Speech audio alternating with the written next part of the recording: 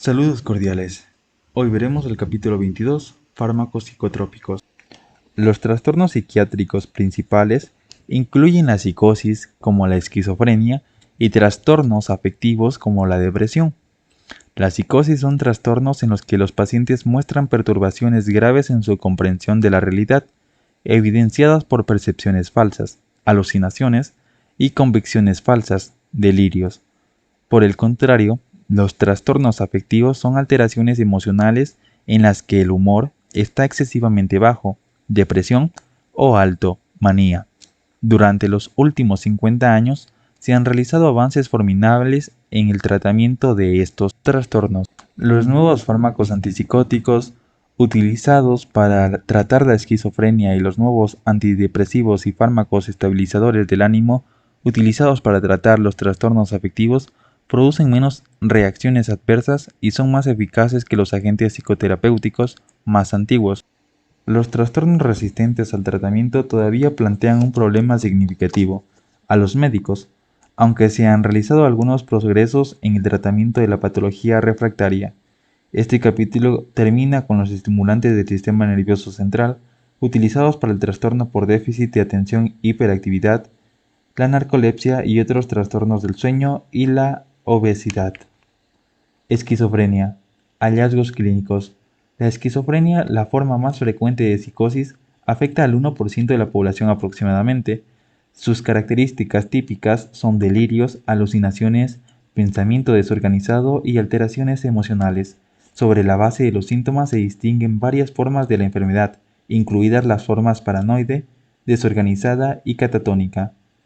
Como se muestra en el cuadro 22.1, los síntomas de la esquizofrenia pueden dividirse en dos grupos: los síntomas positivos, que incluyen delirios y alucinaciones, probablemente son el resultado de una actividad neuronal excesiva en las vías neuronales mesolímbicas.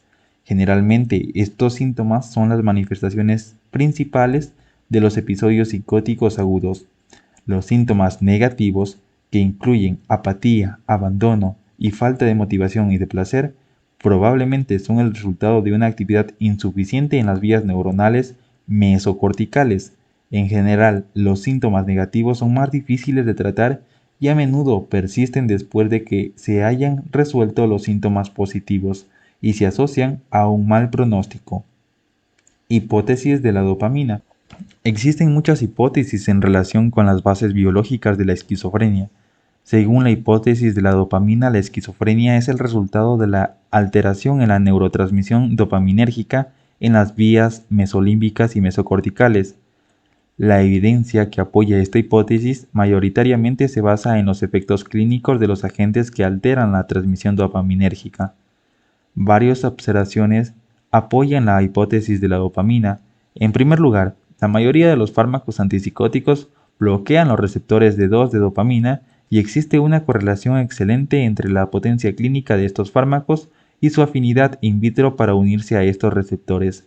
En segundo lugar, los fármacos que actúan aumentando la liberación neuronal de dopamina, amantadina, o que bloquean la recaptación de dopamina, como anfetaminas y cocaína, pueden inducir una conducta psicótica parecida a la conducta de los pacientes esquizofrénicos. El recambio de dopamina en el cerebro, el cual refleja la liberación neuronal de dopamina, puede estudiarse midiendo la concentración en el líquido cefalorraquídeo del metabolito principal de la dopamina, el ácido homovanílico. Aunque no se encuentran niveles elevados de ácido homovanílico en pacientes con esquizofrenia crónica, sí se encuentran en algunos pacientes que sufren episodios psicóticos agudos. También existe evidencia de un defecto en el receptor de dopamina en pacientes esquizofrénicos. La tomografía por emisión de positrones que utiliza ligandos del receptor D2 ha mostrado que los pacientes con esquizofrenia tienen una densidad del receptor D2 disminuida en el córtex prefrontal, aunque están aumentadas las densidades del receptor D2 en el núcleo caudado. Estos hallazgos dan un apoyo global a la hipótesis de la dopamina, aunque está claro también, a partir de la eficacia clínica de los antipsicóticos atípicos, que pueden estar involucrados los receptores de 5-hidroxitriptamina y otros tipos de receptores. Fármacos antipsicóticos. Los fármacos antipsicóticos son agentes que reducen los síntomas psicóticos y mejoran la conducta de los pacientes esquizofrénicos.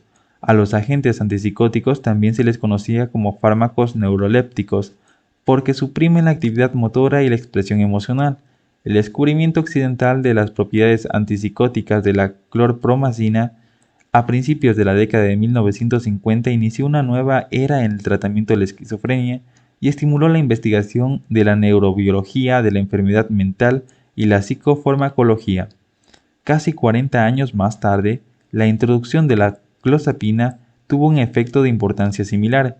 La clozapina fue el primer agente que mostró mayor actividad contra síntomas negativos de la esquizofrenia y que produjo significativamente menos efectos adversos extrapiramidales que los fármacos antipsicóticos previos. Por este motivo, el descubrimiento de la clozapina ha estimulado el desarrollo de nuevos fármacos antipsicóticos con mejores propiedades farmacológicas. Mecanismo de acción. Los fármacos antipsicóticos interactúan con múltiples sistemas de neurotransmisores, aunque se cree que los efectos terapéuticos de estos fármacos son el resultado de un bloqueo competitivo de los receptores de dopamina y de serotonina. Los efectos adversos se atribuyen a una gran variedad de receptores. Los fármacos antipsicóticos típicos poseen una afinidad igual o superior para los receptores de 2 que para los receptores 5-hidroxitriptamina 2. Como se muestra en la figura 22.1, existe una correlación excelente entre la potencia clínica de estos fármacos y su afinidad in vitro para los receptores de 2, considerando que el antagonismo de los receptores de 2 en las vías mesolímbicas se piensa que reprime los síntomas positivos de la esquizofrenia. Se cree también que el bloqueo de los receptores de 2 en los ganglios basales es el responsable del parkinsonismo y de otros efectos extrapiramidales que aparecen en algunos pacientes que toman fármacos antipsicóticos. Los fármacos antipsicóticos atípicos, por ejemplo, clozapina, tienen una afinidad mayor por los receptores 5-hidroxitriptamina que por los receptores de 2, y algunos fármacos atípicos tienen una mayor afinidad por los receptores D3 o D4. Efectos farmacológicos.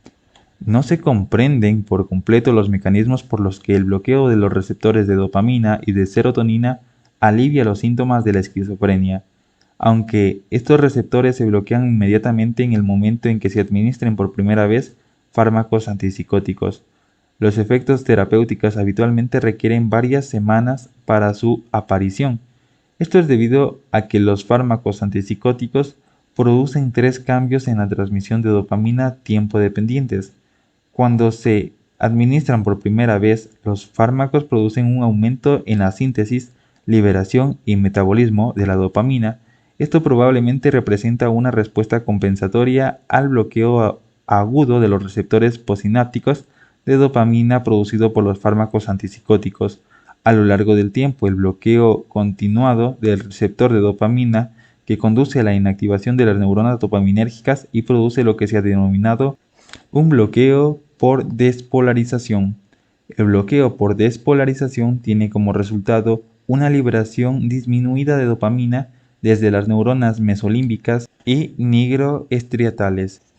Se cree que esta acción alivia los síntomas positivos de la esquizofrenia a la vez que causa efectos extrapiramidales. Finalmente, la reducción en la liberación de dopamina producida por el bloqueo por despolarización conduce a una regulación al alza del receptor de dopamina y una hipersensibilidad a los agonistas de dopamina. Esa hipersensibilidad puede contribuir al desarrollo de un tipo de efecto extrapiramidal diferido denominado discinesia tardía. En las vías mesocorticales y nigroestriatales, los receptores 5-hidroxitriptamina 2 median en la inhibición presináptica de la liberación de dopamina. El bloqueo de estos receptores mediante fármacos antipsicóticos atípicos puede aumentar la liberación de dopamina en estas vías. En la vía mesocortical, esta acción puede aliviar los síntomas negativos de la esquizofrenia. En la vía nigroestriatal, el aumento de la liberación de dopamina contrarresta los efectos extrapiramidales producidos por el bloqueo del receptor D2. Efectos adversos.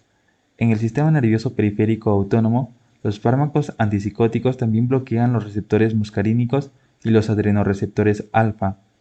De este modo se producen los efectos adversos descritos en las tablas 22.1 y 22.2. El antagonismo de los adrenoreceptores alfa 1 produce mareo, hipotensión ortostática y taquicardia refleja. El antagonismo del receptor muscarínico produce visión borrosa, sequedad de boca, estreñimiento y retención urinaria. El antagonismo de los receptores histamínicos 1 cerebrales produce adormecimiento y aumento de peso. El efecto adverso más incapacitante es el desarrollo de alteraciones motoras tras la administración de antipsicóticos clásicos de potencia elevada. Estos y otros efectos adversos específicos de agentes concretos se discuten más adelante. El síndrome neuroléptico maligno es una forma grave de toxicidad medicamentosa que se produce en el 0.5 a 1% de pacientes tratados con fármacos antipsicóticos. Es un cuadro potencialmente letal caracterizada por rigidez muscular, temperatura elevada mayor a 38 grados centígrados, alteración de la conciencia y disfunción autonómica, taquicardia, diaforesis, taquipnea e incontinencia urinaria y fecal. El síndrome se parece a la hipertermia maligna desencadenada por anestésicos halogenados en su inicio rápido y en su tasa de mortalidad. El síndrome neuroléptico maligno se trata interrumpiendo inmediatamente el tratamiento con el antipsicótico que lo produce, administrando dandroleno con el fin de prevenir una mayor afectación muscular, y administrando un tratamiento de soporte. Si se requiere en un futuro un tratamiento antipsicótico en pacientes que han experimentado este síndrome, deberá utilizarse un antipsicótico atípico porque dichos fármacos se asocian a una incidencia más baja de síndromes neuroléptico maligno.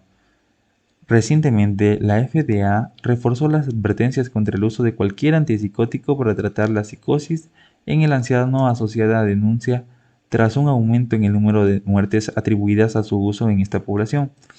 Además, se emitieron advertencias más firmes relativas al riesgo potencial de movimientos anormales o de los efectos de abstinencia en neonatos de madres que tomaron un antipsicótico durante el tercer trimestre. Indicaciones. Los agentes antipsicóticos se usan principalmente para tratar la esquizofrenia y otras formas de psicosis, incluidas las psicosis inducidas por drogas y las psicosis asociadas a la fase maníaca del trastorno bipolar. También se usan para tratar a pacientes gravemente agitados, incluidos aquellos con demencia o con un retraso mental grave, dado que las fenotiazinas poseen una actividad antiemética. Algunas de ellas se usan en el manejo de náuseas y vómitos. Recientemente se han aprobado algunos agentes antipsicóticos como medicaciones añadidas para pacientes con depresión tratadas con antidepresivos. Clasificación farmacológica. Los fármacos antipsicóticos estaban clasificados tradicionalmente sobre la base de su estructura química, aunque también se clasifican según sus propiedades farmacológicas típicas o atípicas. Los fármacos antipsicóticos típicos también se conocen como agentes antipsicóticos de primera generación y los fármacos antipsicóticos atípicos como agentes antipsicóticos de segunda generación. Agentes antipsicóticos típicos. Hay disponibles numerosos antipsicóticos típicos para el tratamiento de la esquizofrenia y patologías relacionadas.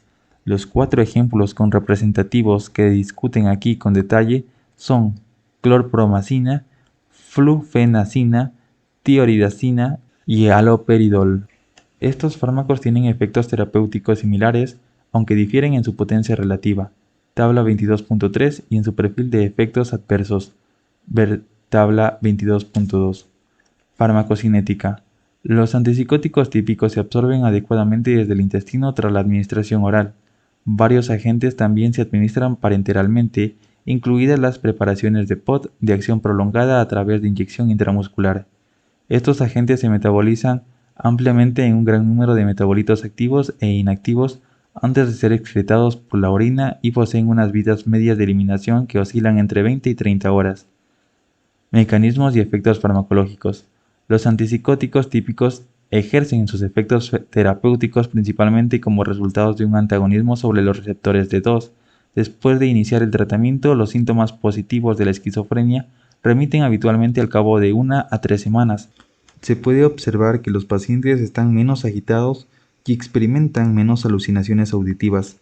Los delirios de grandeza o paranoias remiten y pueden desaparecer completamente en algunos pacientes con la continuación del tratamiento.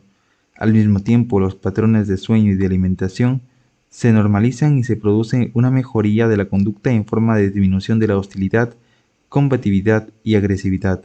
Los fármacos antipsicóticos típicos pueden ejercer algunos efectos sobre síntomas negativos, pero habitualmente es menos pronunciado que el efecto de los fármacos antipsicóticos atípicos. La clorpromazina y la tioridazina se consideran agentes de potencia baja. La flufenacina tiene una potencia discretamente mayor y el haloperidol es un agente antipsicótico de potencia alta. Efectos adversos.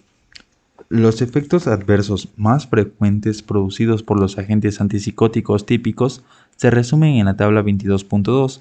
El bloqueo de los receptores de dopamina en el estriado pueden producir varios tipos de efectos extrapiramidales, incluidos acaticia, pseudoparkinsonismo y distonías. Los pacientes con acaticia o inquietud motora se sienten forzados a caminar de un lado a otro, a arrastrar los pies o a cambiar de posiciones y son incapaces de estar sentados quietos.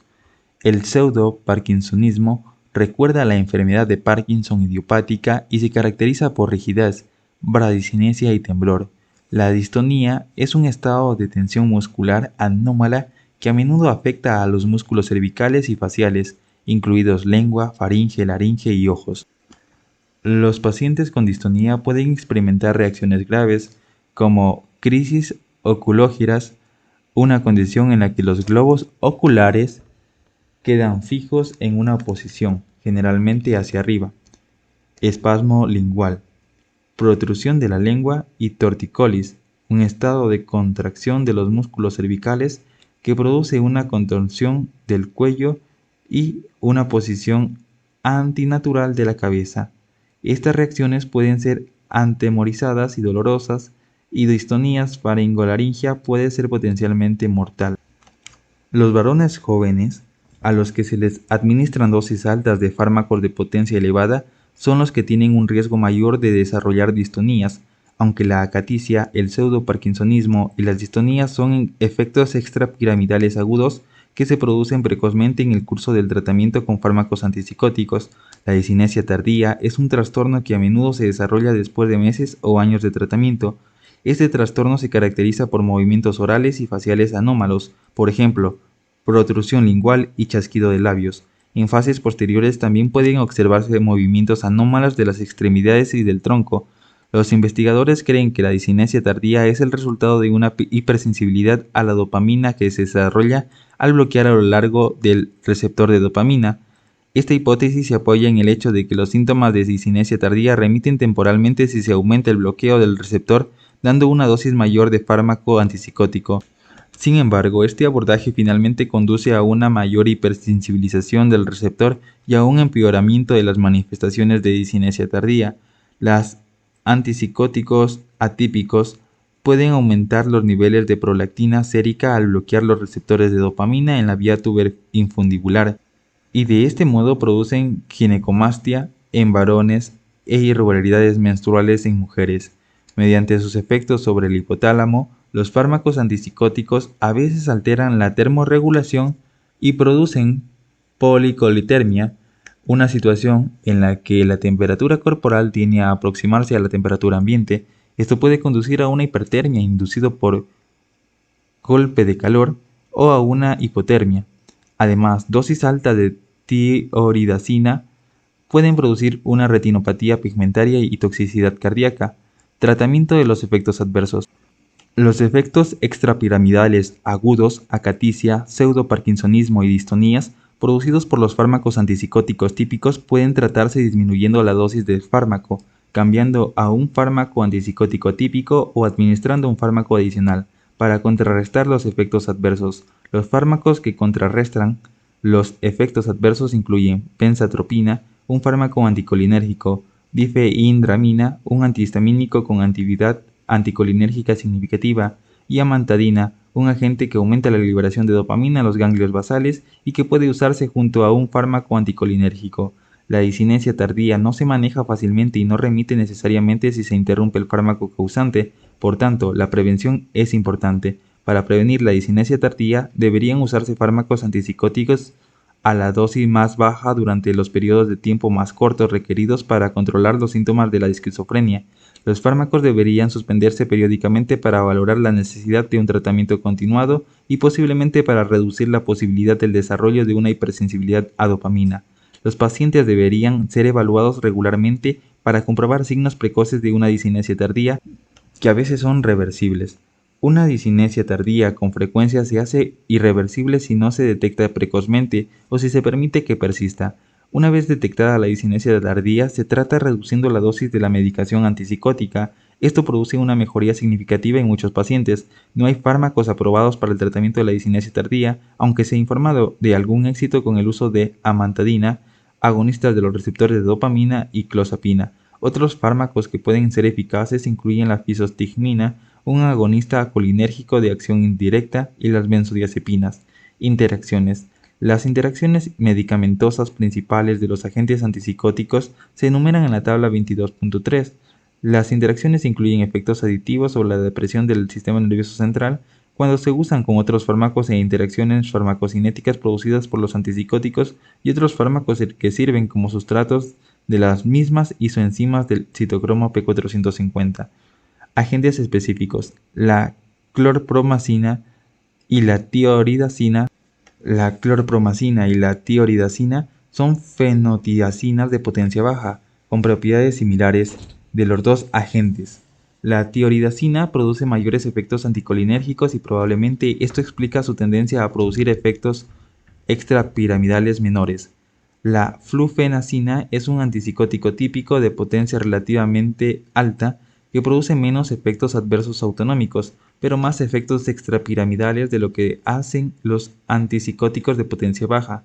La flufenacina está disponible como un preparado de POT de acción prolongada, diseñado para la inyección intramuscular cada 1 a 3 semanas, y es útil para tratar pacientes con mal cumplimiento de la medicación oral o que son incapaces de tomar fármacos por vía oral.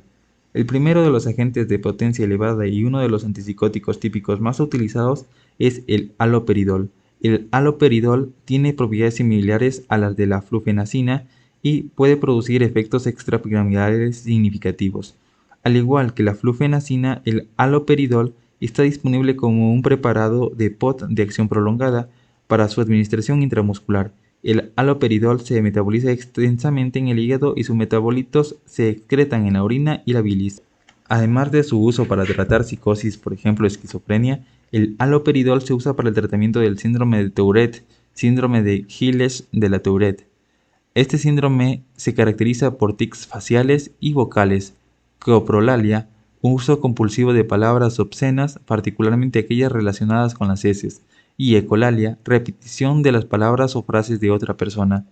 Agentes antipsicóticos atípicos. La clozapina, la olanzapina y otros nuevos agentes son antipsicóticos atípicos que producen menos efectos extrapiramidales que los fármacos antipsicóticos más antiguos.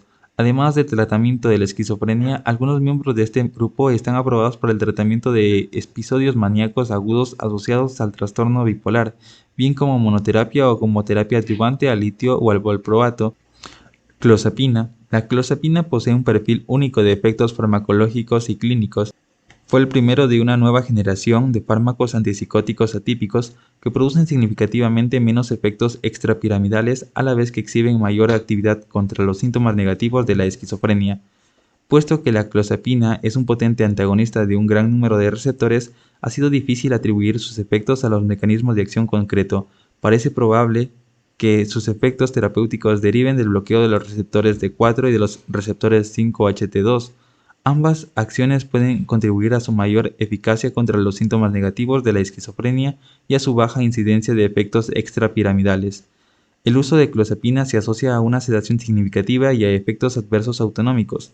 Estas reacciones adversas están producidas por el antagonismo a histamina, receptores muscarínicos y adrenoreceptores alfa-1.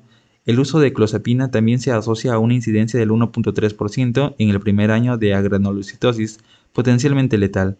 Por consiguiente, la FDA obliga a una monitorización semanal del reencuentro leucocitario durante los 6 primeros meses del tratamiento. El periodo de máximo riesgo de granulocitosis Después de los 6 meses se requiere un recuento leucocitario cada 2 semanas. Olanzapina. La olanzapina es un análogo químico de la clozapina, aunque la olanzapina produce menores efectos adversos autonómicos y no se ha observado que produzca agranulocitosis. Al igual que la clozapina, la olanzapina produce pocos efectos extrapiramidales. La olanzapina posee aproximadamente el doble de afinidad por los receptores 5-HT2 de la que tiene por los receptores D2 y puede bloquear los receptores de dopamina D3 y D4, aunque también bloquea los receptores de histamina, muscarínicos y los adrenoreceptores alfa-1. Lo hace en menor grado que la clozapina. Los ensayos clínicos indican que la olanzapina es tan eficaz como el haloperidol para aliviar los síntomas positivos de la esquizofrenia. Es superior al haloperidol para aliviar los síntomas negativos y produce significativamente menos efectos extrapiramidales que el haloperidol. Las reacciones adversas más frecuentes que la olanzapina son sedación y aumento de peso. A dosis superiores la olanzapina puede producir acaticia, pseudoparkinsonismo y distonías. La olanzapina también está disponible en combinación con antidepresivo fluoxetina en una formulación indicada para la depresión resistente al tratamiento. Risperidona. La risperidona es un fármaco antipsicótico atípico nuevo.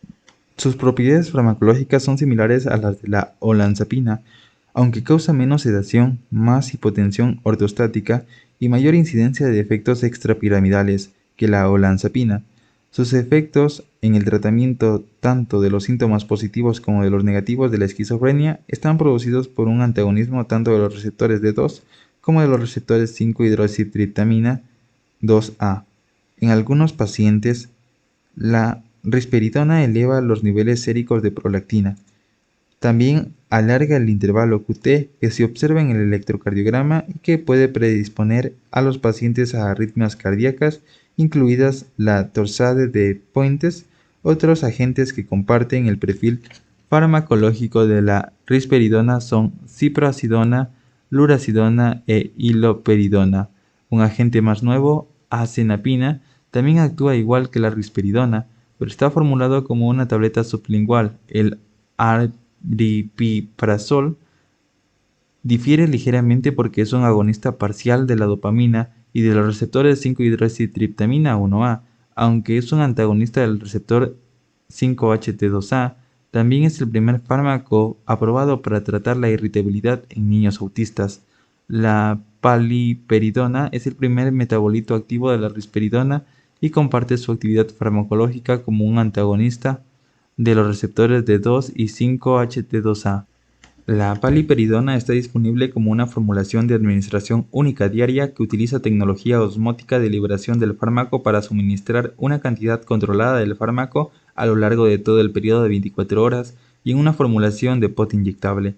La primavanserina fue aprobada recientemente para el tratamiento de las alucinaciones y delirios asociados a la enfermedad de Parkinson.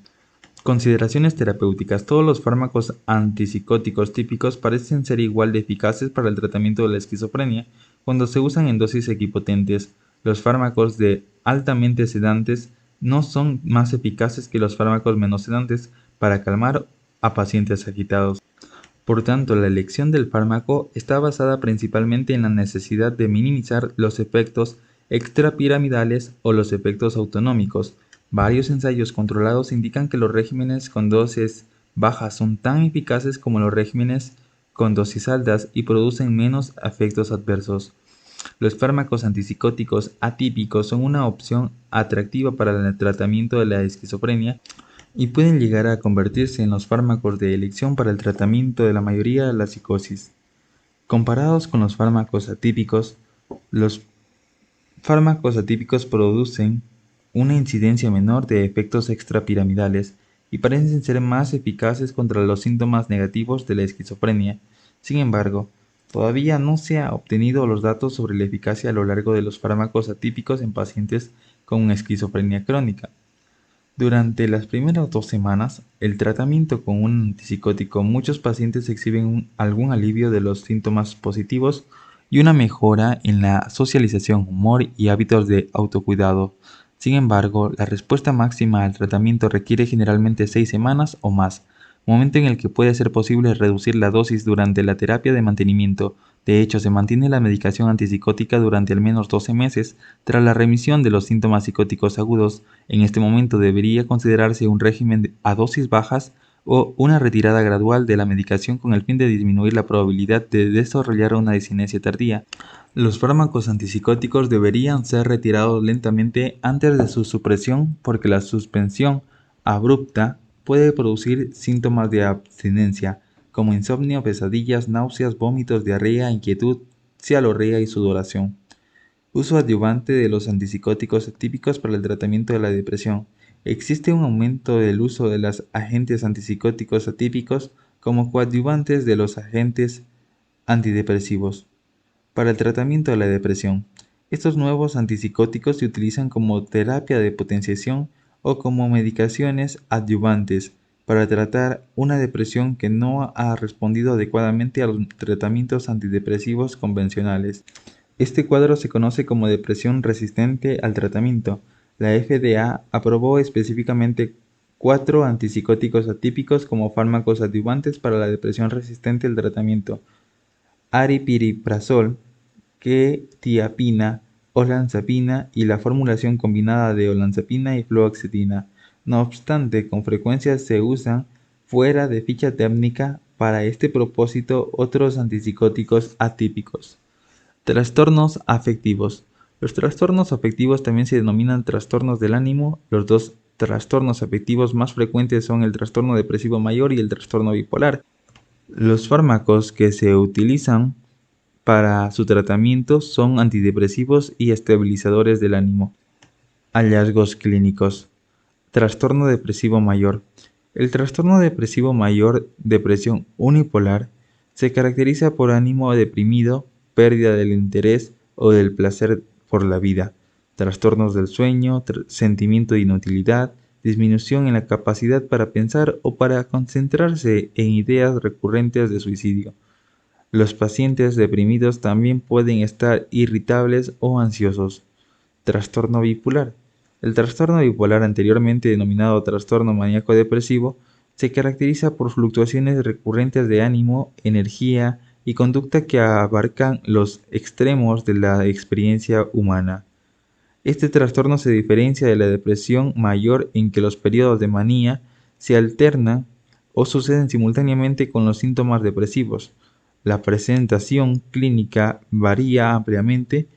La fase maníaca se caracteriza por un ánimo exaltado, autoestima elevada, grandiosidad, aumento del discurso, presión del lenguaje, pensamiento acelerado, fuga de ideas, actividad social o laboral aumentada y necesidad de sueño disminuida. Los pacientes maníacos pueden llegar a ser hostiles y poco colaboradores. En la medida en que la fase maníaca se intensifica, algunos pacientes experimentan síntomas psicóticos como delirios. Normalmente la fase maníaca se produce justo antes o justo después de un episodio depresivo. En muchos pacientes los episodios depresivos y maníacos duran varias semanas o meses. Sin embargo, en algunos pacientes los episodios cambian en el intervalo de horas o días. Trastorno bipolar ciclado rápido. Hipotensión de las aminas biógenas. Según las hipótesis de las aminas biógenas, los trastornos del ánimo son el resultado de las alteraciones en la neurotransmisión de serotonina, noradrenalina o dopamina. Las fibras serotoninérgicas que se proyectan desde los núcleos del RAFE en el mesoencéfalo hasta las estructuras límbicas son importantes en la regulación del ánimo. Entre otras funciones, el sistema serotoninérgico se activa durante la excitación conductual y aumenta la conciencia cortical de las reacciones emocionales ante acontecimientos ambientales. Se cree que la alteración en la neurotransmisión serotoninérgica puede disminuir la capacidad de respuesta cortical a la activación emocional, conduciendo a una disfunción afectiva y a la depresión. También pueden desempeñar un papel en la depresión las fibras noradrenérgicas que se proyectan desde el locus coeruleus hasta el córtex cerebral, al igual que las fibras dopaminérgicas que inervan al núcleus accumbens. La evidencia también relaciona la depresión con ritmos circadianos anormales y la regulación de melatonina. La melatonina, el mediador principal de los ritmos biológicos, se sabe que suprime la actividad de las neuronas serotoninérgicas.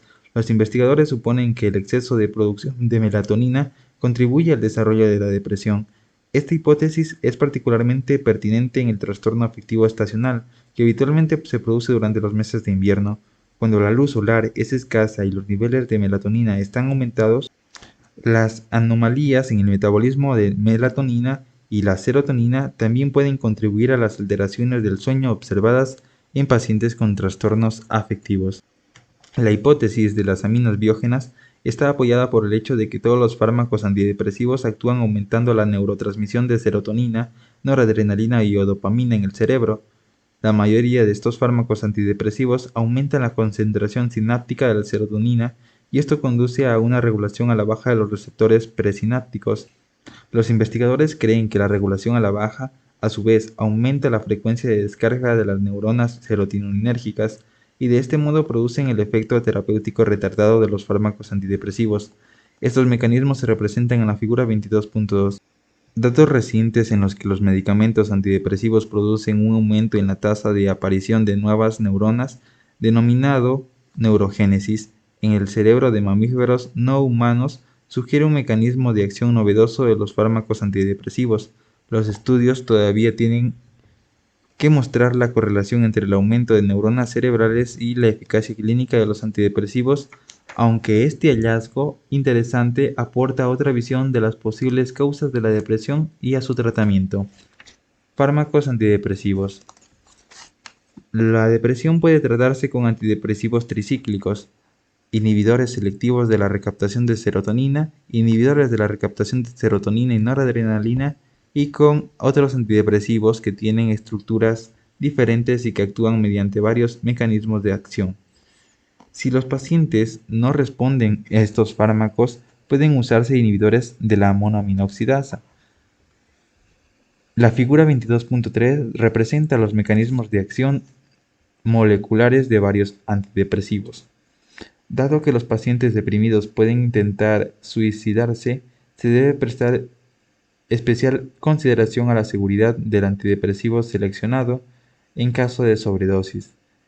Además, todos los medicamentos antidepresivos contienen ahora advertencias en el envase resaltando el riesgo de aumento de pensamientos y conductas suicidas en niños, adolescentes y adultos.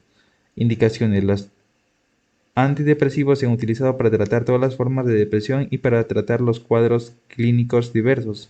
Los antidepresivos también son eficaces para el tratamiento de ciertos trastornos de ansiedad, como trastornos de pánico, trastornos fóbicos y trastornos obsesivo-compulsivo.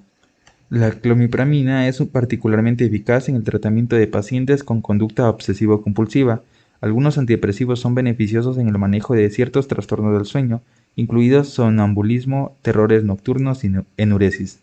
Los antidepresivos suprimen la fase excesiva del sueño de movimientos oculares rápidos y las ensoñaciones, que son condiciones que contribuyen al sonambulismo y a los terrores nocturnos. En pacientes con enuresis, los antidepresivos parecen más aumentar la conciencia de la necesidad de orinar y por tanto facilitan levantarse para este propósito. Otros antidepresivos también desempeñan un papel en el tratamiento de síndrome de dolor crónico, debido a efectos positivos sobre el ánimo y a su actividad analgésica. Los nuevos inhibidores selectivos de recaptación de serotonina e inhibidores selectivos de recaptación de serotonina y noradrenalina se utilizan para tratar la depresión, los trastornos alimentarios, por ejemplo, bulimia nerviosa y anorexia nerviosa, y los trastornos de ansiedad, por ejemplo, trastorno de pánico, trastornos fóbicos y el trastorno obsesivo-compulsivo. Los inhibidores selectivos de recaptación de serotonina e inhibidores selectivos de recaptación de serotonina y noradrenalina también pueden ser eficaces en el manejo de otras enfermedades, por ejemplo, fibromialgia, autismo y trastornos disfórico premenstrual. Antidepresivos tricíclicos. Los antidepresivos tricíclicos incluyen amitriptilina, clomipramina, desipramina, imipramina, nortriptilina. Estos agentes son altamente eficaces en el tratamiento de la depresión y de otros trastornos diversos, pero se asocian a una alta incidencia de efectos adversos. También producen una toxicidad grave cuando se ingieren a dosis excesivas. Farmacocinética. Los antidepresivos tricíclicos se absorben incompletamente tras la administración oral y son metabolizados ampliamente en el hígado a metabolitos activos e inactivos. Los antidepresivos tricíclicos son amina terciaria, son desaminados a los antidepresivos tricíclicos con amina secundaria, farmacológicamente activos, y varios de estos metabolitos están disponibles como fármacos.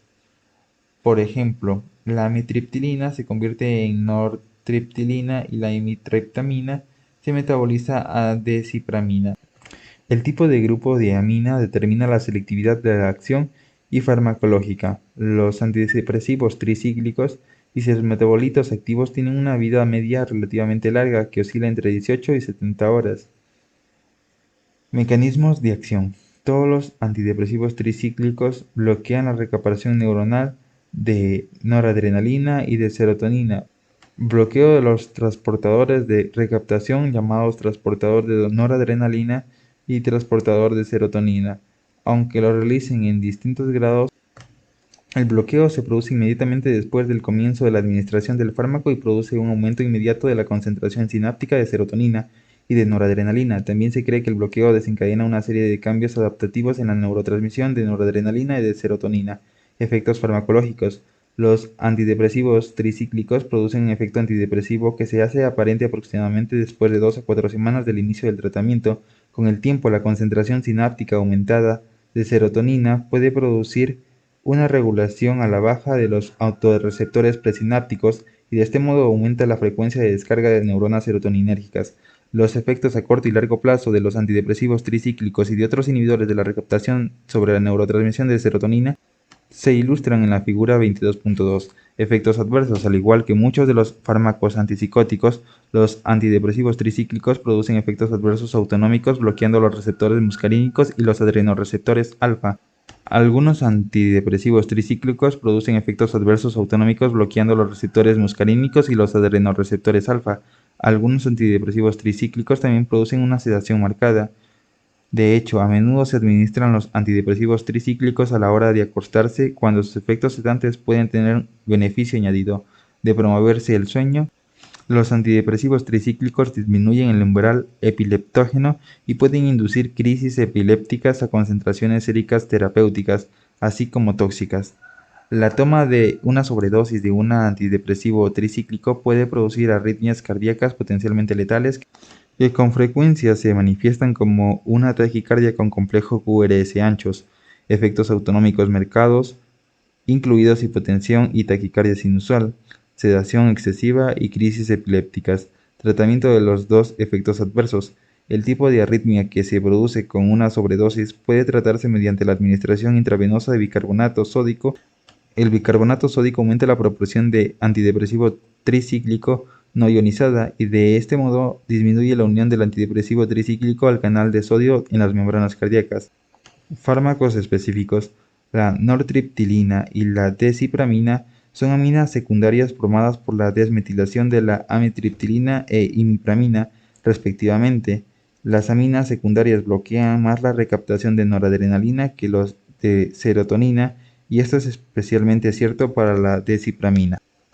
Amitriptilina, clomipramina e imipramina son aminas terciarias.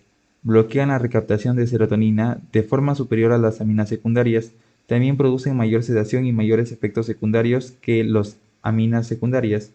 Los estudios han mostrado que todos los antidepresivos tricíclicos igual de eficaces para aliviar la depresión, aunque algunos pacientes responden mejor a un fármaco que a otro. La elección del antidepresivo tricíclico se basa principalmente en la incidencia relativa de efectos adversos producidos por los distintos fármacos.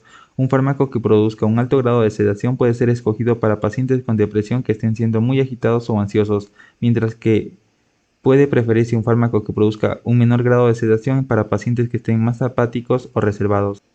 Está disponible una formulación genérica de amitriptilina y perfenacina, un antipsicótico típico para pacientes con depresión y agitación y o ansiedad de moderada a grave. Con esta formulación, los pacientes están sedados por ambos agentes, y la depresión también se trata con la amitriptilina. Aún más, los pacientes esquizofrénicos con síntomas depresivos asociados deberían ser considerados candidatos para tratamiento farmacológico con tableta de perfenacina y amitriptilina. Los inhibidores selectivos de la recaptación de serotonina. Los inhibidores selectivos de recaptación de serotonina con una clase nueva de antidepresivos que incluyen fluoxetina, fluvoxamina, paroxetina, sertralina, citalopram, escitalopram y bortioxetina. Los inhibidores selectivos de recaptación de serotonina han llegado a ser los fármacos más ampliamente utilizados para el tratamiento de la depresión y de ciertos trastornos de ansiedad, como el trastorno de pánico y el trastorno obsesivo-compulsivo. Son tan eficaces como los antidepresivos tricíclicos, pero causan menos efectos secundarios autonómicos y menos sedación. También son mucho más seguros que los ATC con respecto a la sobredosis, en el sentido de que los ISRS raramente producen arritmias cardíacas y es menos probable que induzcan crisis epilépticas. Farmacocinética. Los ISRS se absorben bien desde el intestino tras la dosificación oral y se metabolizan ampliamente por las isoenzimas del citocromo P450.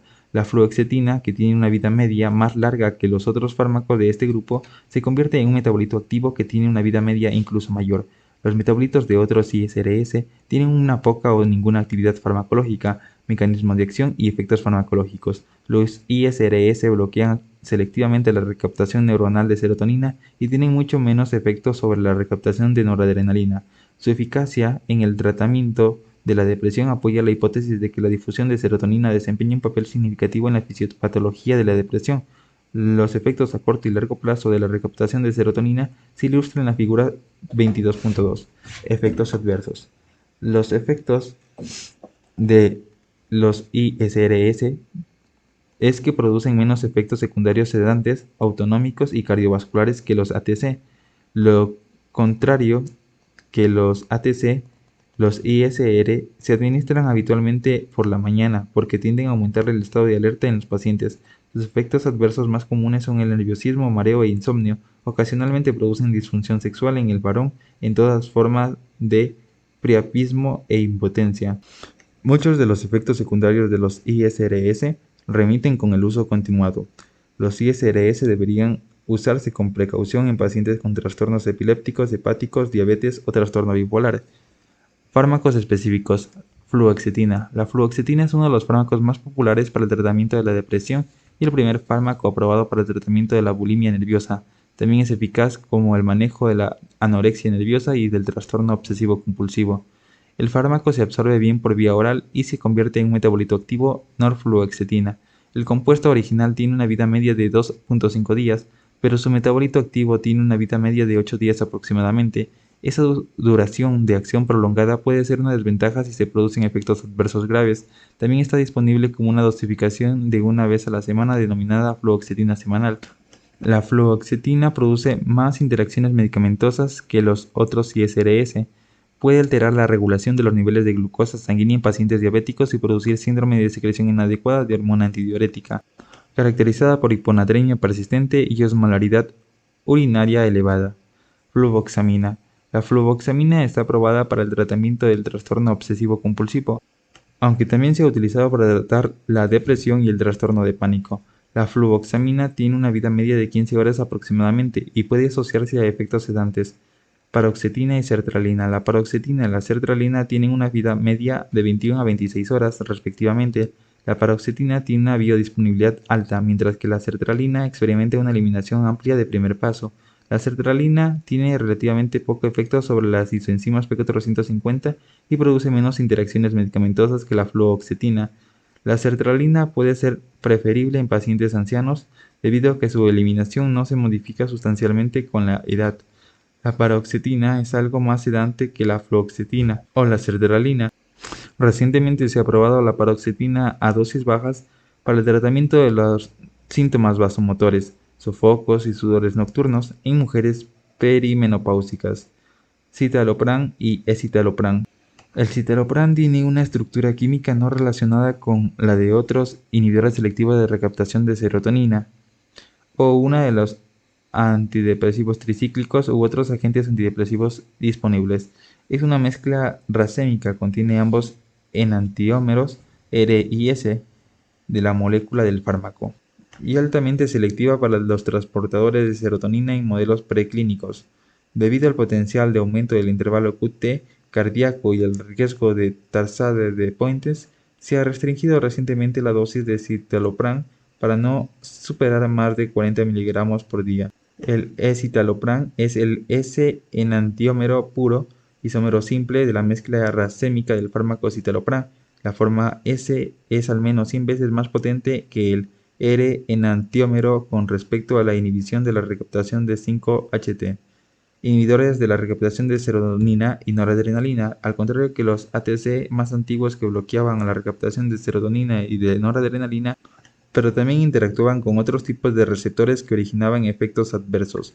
Actualmente los nuevos fármacos son selectivos para la recaptación de ambos transportadores, pero no interaccionan con otros receptores. Los estudios preclínicos que muestran que la duloxetina es un inhibidor potente y selectivo de la recaptación neuronal de ambos, serotonina y noradrenalina. Está indicado para trastorno depresivo mayor, dolor neuropático, periférico diabético y trastorno por ansiedad generalizada. La duloxetina fue el primer agente del grupo de los IRSN aprobado para este trastorno. La venlafaxina y la desvenlafaxina también se clasifican como IRSN y comparten las propiedades e indicaciones de la duloxetina. La duloxetina también está indicada para la fibromialgia, mientras que el nuevo IRSN, milnacipran, solo está indicado para el tratamiento de la fibromialgia. Cabe destacar que el estereoisómero activo de milnacipran, denominado levolmilnacipran, ha sido aprobado recientemente para el tratamiento de la depresión mayor. Duloxetina y venlafaxina. La duloxetina y venlafaxina son antidepresivos con una estructura única que inhiben recientemente la recaptación tanto de noradrenalina como de serotonina. Ambos tienen un perfil de efectos secundarios similar a los de la ISRS. Estos agentes no antagonistas de los receptores muscarínicos, adrenérgicos o de histamina y producen menos efectos secundarios autonómicos o sedantes o cardiovasculares. La desvenlafaxina es el principal metabolito activo de venlafaxina y está aprobada para el tratamiento de la depresión mayor. Comparte el mecanismo de acción farmacológico y el perfil de efectos secundarios con su fármaco precursor y con los otros agentes IRSN. Inhibidores de la monoaminoxidasa. Puesto que los IMAO tienen muchas interacciones potencialmente peligrosas con otros fármacos y con alimentos, no se consideran fármacos de primera elección en el tratamiento de la depresión. Habitualmente se utilizan como tratamiento alternativo cuando los pacientes no han respondido adecuadamente a otros fármacos. Farmacocinética. La primera generación de IMAO, isocarboxacida, fenelcina y tranilcipromina, se absorben adecuadamente desde el intestino y tienen unas vidas medias relativamente cortas. Sin embargo, se unen irreversiblemente e inhiben la monoaminoxidasa y sus efectos farmacológicos persisten durante muchas horas antes de que hayan disminuido los niveles séricos. La fenelcina y la tranilcipromina aumentan más los niveles de serotonina en el cerebro que los de noradrenalina y sus efectos antidepresivos probablemente están producidos por la regulación a la baja de los autorreceptores presinápticos y el subsiguiente aumento en la descarga de neuronas serotoninérgicas. Al igual que otros antidepresivos, los efectos clínicos de las IMAO se retrasan durante varias semanas tras el comienzo del tratamiento. Mecanismos de acción. Los IMAO se unen irreversiblemente a una enzima, la monoaminoxidasa, responsable de la degradación de las aminas biógenas de neurotransmisoras como noradrenalina, dopamina y serotonina. La unión del IMAO impide que el sustrato alcance el centro activo de la enzima. Los IMAO se clasifican según su selectividad para los dos tipos de MAO. La MAO-A oxida preferentemente serotonina, aunque también metaboliza noradrenalina y serotonina y dopamina. La MAO-B metaboliza preferentemente dopamina. Se cree que la inhibición de la MAO-A es la responsable de los efectos antidepresivos por la mayoría de los IMAO, excepto aquellos con selectividad para MAO-B. Efectos farmacológicos. Los IMAO aumentan la concentración de dopamina, noradrenalina, serotonina en los lugares de almacenamiento a lo largo de todo el sistema nervioso. En teoría, esta concentración aumentada de monoaminas en el cerebro es la base de la actividad antidepresiva de los IMAO. Efectos adversos. El efecto adverso principal conocido de los IMAO es la presencia de una crisis hipertensiva, que a veces es letal. Este tipo de crisis se caracteriza por algunos o todos los síntomas siguientes: cefalea occipital, que puede irradiarse frontalmente, rigidez o dolor del cuello, náuseas o vómitos, diaforesis y fotofobia, Puede aparecer crisis hipertensivas con un IMAO solo o más frecuentemente tras la administración de aminas simpático-miméticas o al comer alimentos que contengan tiramina. Fármacos específicos. La primera especificación y generación de IMAO para el tratamiento de la depresión incluye la isocarboxacida, fenelcina y tranilcipromamina, los cuales son inhibidores irreversibles tanto de las MAO-A como de las MAO-B. La segunda generación de la IMAO incluye la moclobemida y son los inhibidores reversibles de la MAO-A.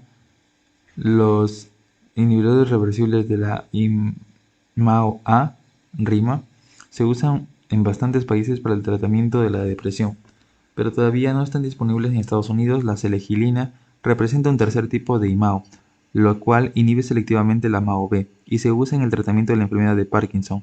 Recientemente se ha aprobado la selegilina también para el tratamiento de la depresión en una formulación de parche transdérmico. Otros fármacos antidepresivos. Varios fármacos con diversos mecanismos de acción están disponibles para el tratamiento de la depresión. Bupropión.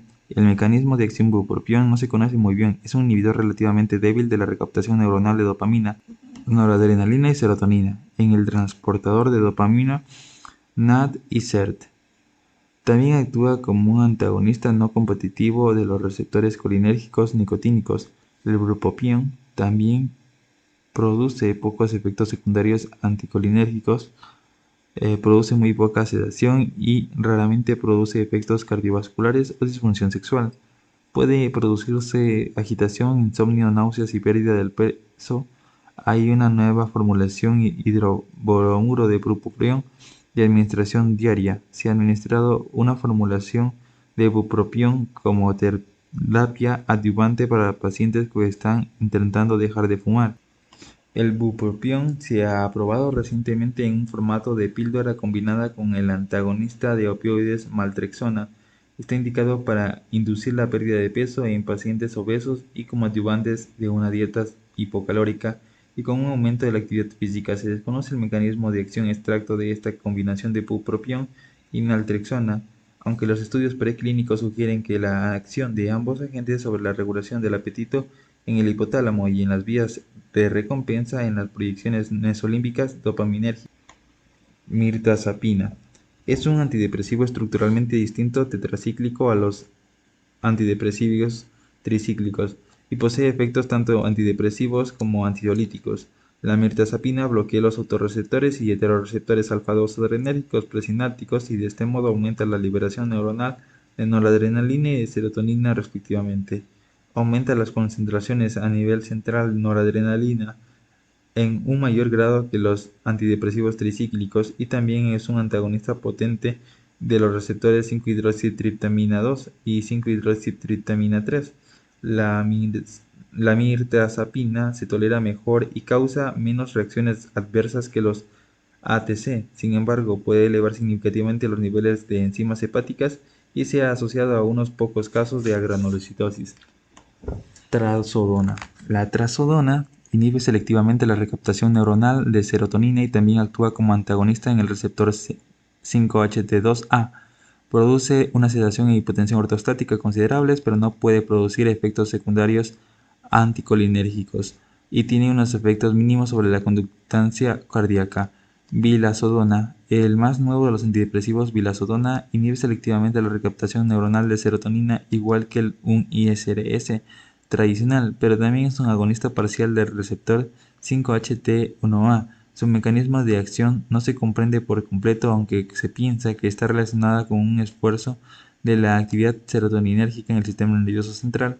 El agonismo parcial del receptor 5-HT es un mecanismo de acción relativamente novedoso y también está compartido por el ansiolítico buspirona y por el antipsicótico típico aripiprazol y pericina. Los extractos de las plantas de la hierba de San Juan, Hypericum perforaum, exhiben actividad antidepresiva y los productos que contienen estos extractos están disponibles en los herbolarios. Los extractos contienen una sustancia denominada hipericina y varias flavonas. Algunos de estos compuestos inhiben las MAO, mientras que otros parecen bloquear la recaptación neuronal de serotonina. Los extractos de Hypericum Parecen producir menos efectos adversos que los otros antidepresivos, aunque no son tan eficaces como los antidepresivos de prescripción. Interacción adversas de los fármacos antidepresivos. Los niveles séricos de ATC aumentan con la administración simultánea de fármacos antidepresivos. Los bloqueantes de los canales de calcio, simertidina y IRS, los cuales compiten con los ATC por las enzimas metabólicas del hígado. Los barbitúricos, carbamazepina y fenitoína, disminuyen los niveles séricos de los ATC debido a la regulación al alza de las enzimas metabolizadoras hepáticas. Al igual que con la ISRS, los ATC no deberían usarse como un IMAO. Debido a su capacidad para inhibir la isoenzima del citocromo P450, los ISRS poseen interacciones significativas con una variedad de fármacos. Entre los ISRS, la fluoxetina, en el que interacciona en forma más intensa con la isoenzima CYP2D, y la sertralina, en la que se interacciona con menor intensidad. La inhibición CYP2D puede aumentar los niveles séricos de los fármacos antipsicóticos ATC y dextrometorfano. La inhibición por los ISRS de CYP2C y CYP3A puede aumentar los niveles séricos de alprazolam, diazepam, carbamazepina, fenitoína y de otros fármacos. Los inhibidores selectivos de recaptación de serotonina también pueden aumentar el efecto de hipoprotrombinémico de la warfarina. No se debería usar ISRS de la forma simultánea con un IMAO, porque ambos fármacos aumentan los niveles de serotonina en el cerebro, y su uso simultáneo puede precipitar el síndrome serotoninérgico. Este síndrome se caracteriza por agitación, inquietud, confusión, insomnio, crisis epiléptica, hipertensión grave y síntomas gastrointestinales. Deberían transcurrir al menos 2 semanas entre la interrupción del tratamiento bien con un IMAO o con un ISRS y el inicio del tratamiento con otro fármaco. Con la excepción es que deberían transcurrir 5 semanas entre la interrupción de fluoxetina y la administración de un IMAO. Además, ISRS no debería tomarse de forma simultánea con los triptanos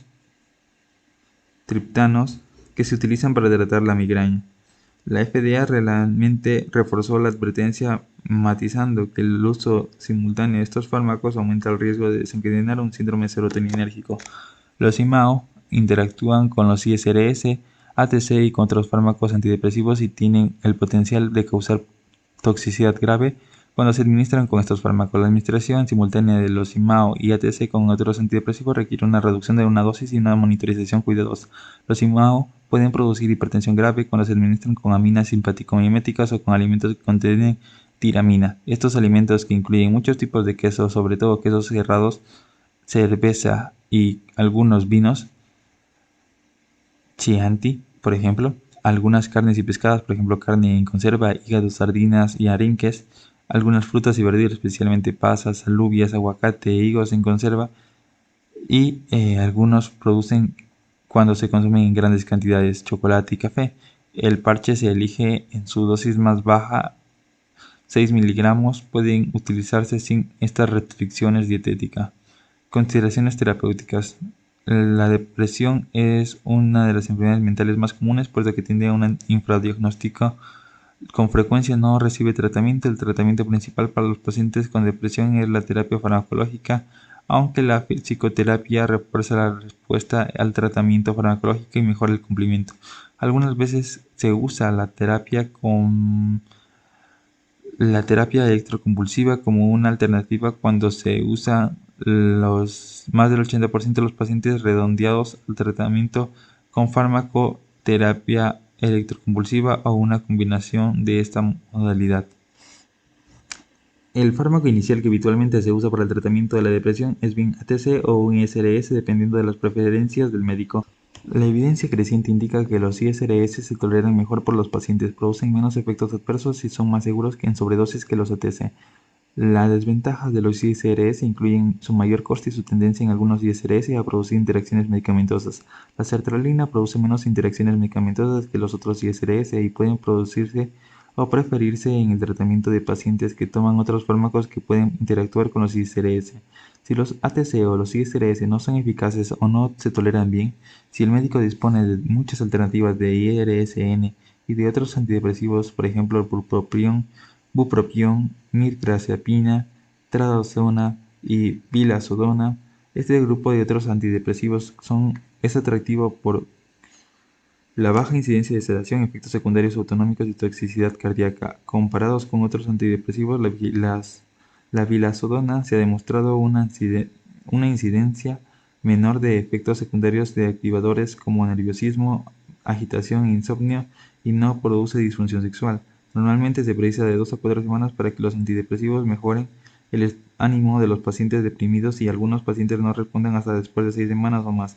Algunos experimentos y expertos creen que muchos casos de depresión resisten al tratamiento son debidos a una dosis inadecuada del fármaco o una dosis inadecuada del tratamiento o una falta de cumplimiento del paciente. Además, los estudios que muchos pacientes que fracasaron en responder al tratamiento al pasado responderán la dosis más adecuada de ISRS y IRSN a otros nuevos antidepresivos. Para prevenir recaídas, generalmente se mantienen los antidepresivos de forma continuada durante 4 a 9 meses tras la remisión de los síntomas depresivos. Fármacos estabilizadores del ánimo. Indicaciones. Los fármacos estabilizadores del ánimo actúan para normalizar las oscilaciones del humor en el trastorno bipolar. Aunque el litio es el agente estándar de este grupo, se están probando diversos agentes para esta indicación. El litio se denomina estabilizador del ánimo porque reduce tanto los síntomas maníacos como depresivos y de este modo tiende a normalizar el ánimo de los pacientes con trastorno bipolar. No obstante, el litio, al igual que otros estabilizadores del ánimo, posee mayor actividad contra los síntomas maníacos que contra la depresión y se usa principalmente para tratar o prevenir la fase maníaca del trastorno bipolar. Litio. El litio es el elemento más ligero de los metales alcalinos, tiene el único electrón de valencia que no le pierde fácilmente para formar un catión. Se descubrió que tenía un efecto apaciguador en los pacientes durante sus primeros usos como solución del litio para disolver los depósitos de cristales de urato en pacientes con gota. Farmacocinética. El litio se administra por vía oral en forma de carbonato o citrato de litio. Está disponible en preparados de liberación inmediata o de liberación sostenida. Aproximadamente el 95 al 100% de la dosis administrada se absorbe a través del intestino. El litio se distribuye ampliamente por todo el organismo, observándose concentraciones elevadas de la glándula tiroides, del hueso y en áreas cerebrales. El fármaco no es metabolizado, tiene una vida media aproximada de 24 horas y se excreta por la orina. El litio reabsorbe desde los túbulos renales. Su excreción renal es aproximadamente el 20% de la tasa de filtración glomerular. El aclaramiento de litio aumenta durante el embarazo. El sodio compite con el litio para la reabsorción tubular renal y por tanto puede aumentar la excreción de litio. Mecanismo de acción. El mecanismo de acción por el cual el litio produce sus efectos estabilizadores del ánimo no se conoce bien. Parece que el fármaco actúa suprimiendo la formulación de segundos mensajeros implicados en la traducción de la señal del neurotransmisor. Aunque la relación entre esta acción y el efecto clínico del fármaco no está clara, el litio produce la formulación del inositol trifosfato, inhibiendo las dos enzimas de la formación inositol-fosfato. Esta enzima participa en la regeneración del inositol y de los precursores de inositol-fosfato a trifosfato inositol. El litio también actúa inhibiendo la captación de inositol al intervenir de la célula al reducir la formulación de IP3. El litio reduce la respuesta neuronal a la serotonina y a la noradrenalina, cuyos efectos están en parte mediados por agentes estabilizadores del ánimo sobre la vía de señalización del inositol fosfato se muestran en la figura 22.4. Efectos farmacológicos. El litio produce un efecto apaciguador de los pacientes maníacos, aunque la respuesta máxima al litio a menudo requiere varios días o semanas de tratamiento. Por esta razón puede necesitarse otros fármacos durante la fase inicial del tratamiento mientras se espera la respuesta completa del litio. Véase más adelante.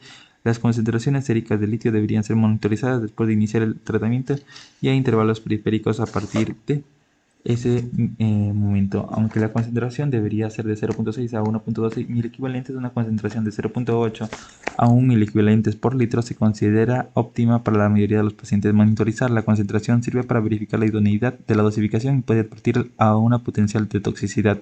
Efectos adversos.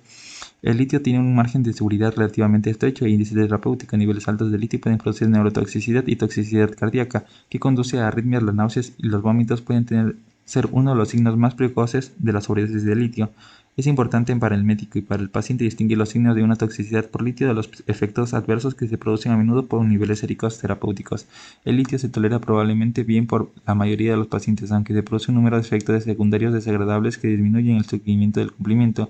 Los efectos secundarios comunes incluyen somnolencia, pérdida de peso, un temblor fino de manos y poliguria. El temblor de manos puede controlarse habitualmente mediante la administración de un antagonista de los adrenoreceptores beta. El litio produce poliguria porque interfiere con la acción de la hormona antidiurética y de este modo inhibe la captación del riñón para concentrar la orina. En algunos pacientes el litio produce hipotiroidismo al bloquear la síntesis y liberación de la hormona tiroides. Interacciones. Los fármacos antiinflamatorios no esteroides y los diuréticos disminuyen la excreción del litio en un 25% aproximadamente y aumentan sus niveles. Otros fármacos pueden aumentar la neurotoxicidad del litio.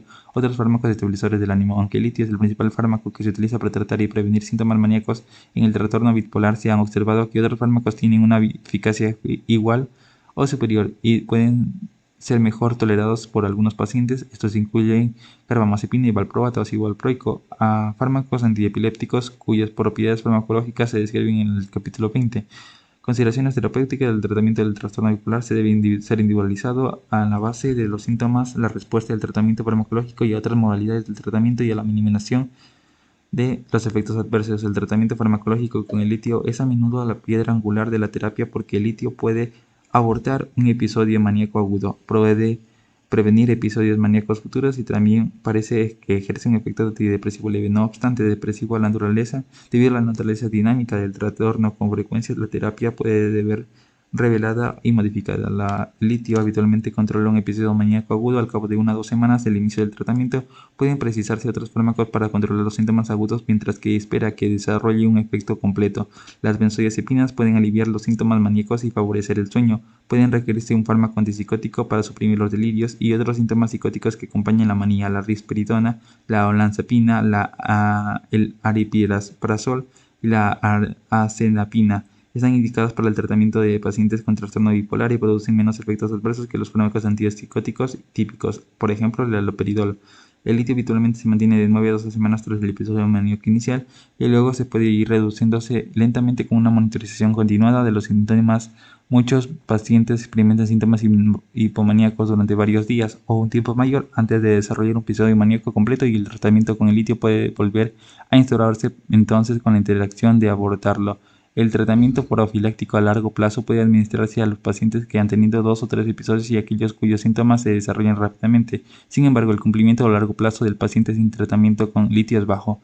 La depresión que persiste tras haber instaurado la terapia con el litio puede responder a fármacos antidepresivos. El uso de antidepresivos en pacientes que tienen trastorno bipolar y que no están tomando litio u otros estabilizadores del ánimo pueden provocar una respuesta maníaca, fenómeno de interruptor, en bastantes pacientes. Esta lista creciente de alternativas o atenuantes al litio para el trastorno bipolar incluye varios fármacos antiepilépticos.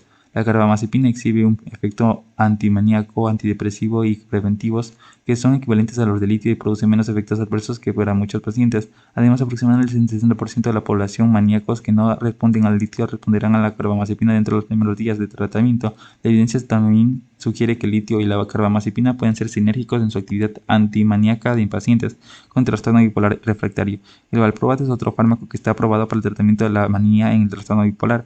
Parece ser especialmente útil en el paciente con ciclos rápidos de episodios maníacos y depresivos y en pacientes con los que coexiste un abuso de sustancias. Otros fármacos antipilépticos han demostrado actividad antimaníaca en estudios clínicos y puede ser aprobados en futuro para el tratamiento de trastorno bipolar. Estimulante del sistema nervioso central, fármacos antidepresivos. La anfetamina es el proceso de estimulación del sistema nervioso central, clasificado como un agonista adrenérgico de acción indirecta. Ver capítulo 8, aumento de la liberación de noradrenalina y de dopamina desde los terminales nerviosas, entra por la vía del transportador de la recaptación, revierte el mecanismo de transportador e inhibe la recaptación de ulterior de catecolamina. Está disponible como formulación de una mezcla de sales de anfetaminas. Otros derivados anfetamínicos incluyen destroanfetamina, el isómero activo de la mezcla racémica de anfetamina, metanfetamina, el mismo agente tristemente célebre como sustancia de abuso y de fácil manufactura, la lisdexanfetamina,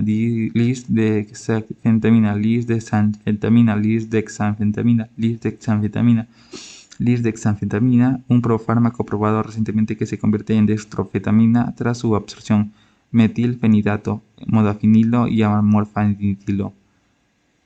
El isómero activo de modafinilo también son agentes simpático-miméticos y aumentan los niveles de catecolaminas en la sinapsis central y periférica, pero parecen inhibir principalmente la recaptación de dopamina. Esos estimulantes habitualmente producen menos irritabilidad, ansiedad y anorexia que la anfetamina. La atomoxetina Es un fármaco no anfetamínico que posee cierta selectividad como inhibidor de la recaptación de noradrenalina. Hay disponibles formulaciones de administración única diaria para la mezcla de anfetaminas, metilfenidato y dextrofetamina. El metilfenidato también está disponible en una formulación como parche transdérmico. Indicaciones: el trastorno de déficit de atención hiperactividad es un trastorno neuroconductual que afecta al 5% de los niños aproximadamente. Se caracteriza por la capacidad para ejecutar una inhibición del comportamiento apropiado.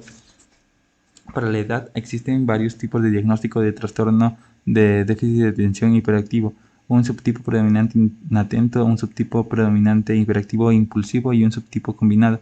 El TDAH habitualmente se diagnostica y se trata con la infancia, aunque existe evidencia creciente de que el cuadro puede continuar hasta la edad adulta. Se estima que más de 2.5 millones de niños de Estados Unidos están tratados con uno de los siguientes estimulantes para el TDAH de forma diaria. Las opciones de tratamiento incluyen mezcla de anfetaminas, metilfenidato, dextroanfetamina, metafetamina y lisdexanfetamina.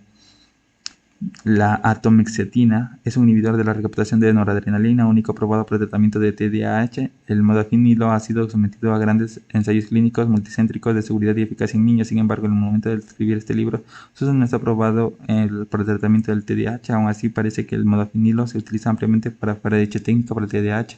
Se ha aprobado recientemente 2 agentes antiguos para el tratamiento del TDAH y ha aparecido nuevas prescripciones comerciales para esta indicación: tabletas de guanfacina de liberación retardada y clonidina. Ambos son agonistas de adrenoreceptores alfa-2 utilizados principalmente como agentes hipotensores. La narcolepsia es un trastorno del sueño caracterizado por una excesiva somnolencia diurna, incluso tras un tiempo de sueño suficiente por la noche. Otros síntomas incluyen cataplejía, parálisis del sueño, alucinaciones hipnagógicas y conductas autonómicas. Estas a menudo están desencadenadas por reacciones emocionales súbitas como rabia, sorpresa o miedo, y pueden durar de segundos hasta minutos. Para el tratamiento de la narcolepsia está indicada la mezcla de anfetaminas, dextrofetamina, metilfenidato, modafinilo y armodafinilo, así como para el síndrome de apnea y hipnoponía obstructiva del sueño y para el trastorno del sueño para el trabajador a turnos. La obesidad describe habitualmente como un peso corporal por encima del 20% del peso ideal de la persona, aunque las definiciones más estrictas se basan en un índice de masa corporal mayor de 30. En cualquier caso, no hay duda de que la obesidad es una preocupación importante de la salud. Países desarrollados de anfetaminas fueron los primeros agentes disponibles para el tratamiento de este envejecimiento. La metafetamina continúa siendo indicada para el tratamiento de corto plazo de la obesidad exógena. La anfetamina es un derivado de anfetamínico utilizado como supresor del apetito anorexígeno en el tratamiento de la obesidad. Actúa estimulando el centro de saciedad y hipotálamo a través de mecanismos simpático-miméticos. Comparada con la fentermina, produce menos estimulación del sistema nervioso central y posee una menor carga de dependencia. A menudo que se desarrolla tolerancia al efecto de anorexígeno de estos fármacos tras semanas, meses de uso. La anfetamina también está formulada como el agente antiepiléptico dopamimato en un producto de liberación sostenida para el tratamiento de obesidad. La silbutramina también se usó ampliamente como anorexígeno, sibutramina, pero se reiteró recientemente del mercado debido a estudios que mostraron relación en el aumento de riesgo y muerte por causas cardiovasculares. Sibutramina. Efectos adversos. Todos los estimulantes del sistema nervioso central descritos previamente conllevan riesgos de incidencias cardiovasculares que abarcan de una presión arterial elevada hasta un infarto de miocardio. Estudios recientes que en curso sugieren que un aumento del riesgo de muerte súbita en niños y adolescentes que están siendo tratados con estimulantes para el TDAH. En niños pequeños su uso también se asocia a una disminución del crecimiento y un aumento del peso. Todas estas sustancias controladas y con la excepción de atomoxetina y de otros fármacos más nuevos para el trastorno del TDAH tienen una gran reputación para el abuso de sustancias.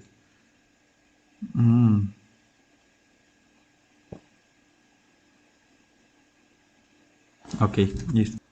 Y esto ha sido todo. Muchísimas gracias por haber llegado hasta el final del video. La verdad estoy muy agradecido con ustedes y recuerden, nunca es tarde para aprender y todo lo que se sacrifican hoy será la alegría del mañana. Así que échenle ganas y para adelante, muchachos. Nos vemos en un siguiente video.